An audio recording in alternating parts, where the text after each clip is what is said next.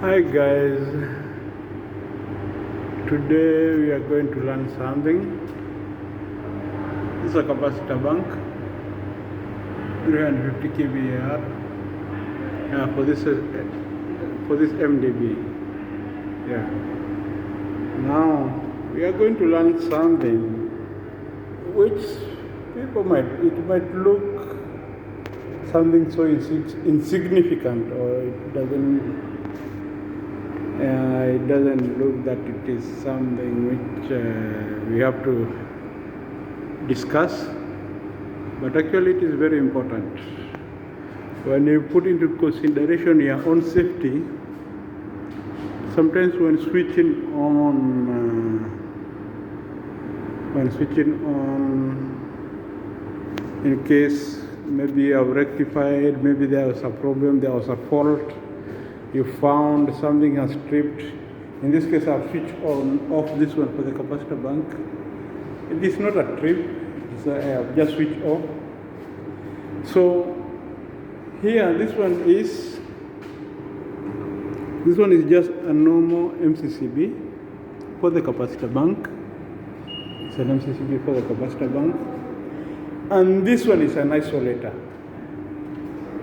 On the other hand, this is an isolator for this capacitor bank. Yeah. Okay, you can see the contactors and the fuse and everything. So just in case, so this one is off, and also the MCCB is off. Now, when switching them on, either they had tripped and you rectified, or you rectified the fault. Which one is advisable to switch first, and which one to switch second? Because both of them have to be switched on. So which one do you switch first? So in our case, at the capacitor bank, we have the isolator, and here we have the MCCB. For your own safety, because we know the MCCB trips. The MCCB and the MCB, they trip. But an isolator does not trip. For whatever reason, an isolator is just for isolation. It does not trip. It is just for switching on. But it never trips in case of an earth fault or anything, or an overload or a short circuit. It can never trip. So in our case, because this one does not trip, but that one trips. So in our case, what do you switch on first? It is always advisable, in this case, when you are switching on an MCCB or an MCB and an isolator, you'll switch on an MCCB first. Then the isolator will follow. Like in our case here, this is the MCCB. With a reason, I will explain with a reason why. So this one I switch on first. See, I switch on first that one.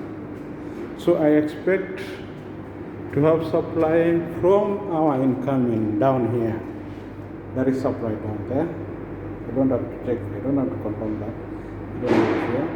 So then it's always advisable to switch on when you have closed this thing, because I've seen cases where there was a short circuit and it was not a very good scene. There was a blast and it wasn't a very, very good scene. So in case you expose your whole body when they're switching on, maybe, sometimes people can switch on with maybe spanner here. Okay, I have done that. When you don't have any choice, you can do that, but it is risky. It is so risky. So it's always advisable to close the door. So why did I switch the MCB first and this one to follow? Yeah. Now I have closed the door. The reason why I switch on that one first and this one second, in case I switch on this one and there is a fault, the MCCB will trip. But in case I switch on this one first, then I go switching on that one second, and there is a fault, well, in that case, my hand will be working against a fault. I'll be trying to switch on, and there is a fault. So there can be more disaster than what I've done. So in this case, if I switch on this one, switch on, and actually the supply is coming there.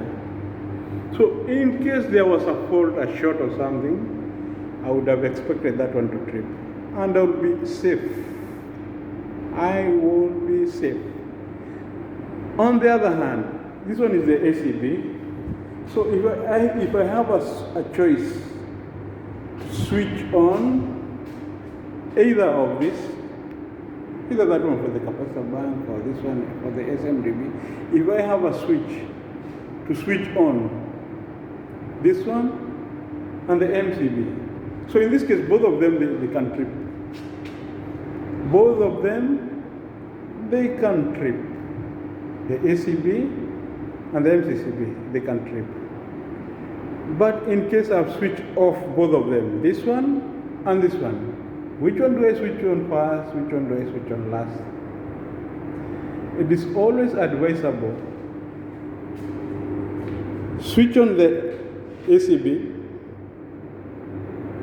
which is big in rating. That one, the rating is a little bit smaller when it comes to rating. So I will switch on. I have to switch on the smaller one first, the smaller in rating. Then I come and switch on the bigger one in rating. So if I switch on that one, either of those, if I switch on, then I come and switch on the ACB. In case there is a fault, we expect the fault to go for the lesser rating than the bigger rating. So in case of a fault, I switch on that one first, then I come and switch on this one second. So that one will be ready on.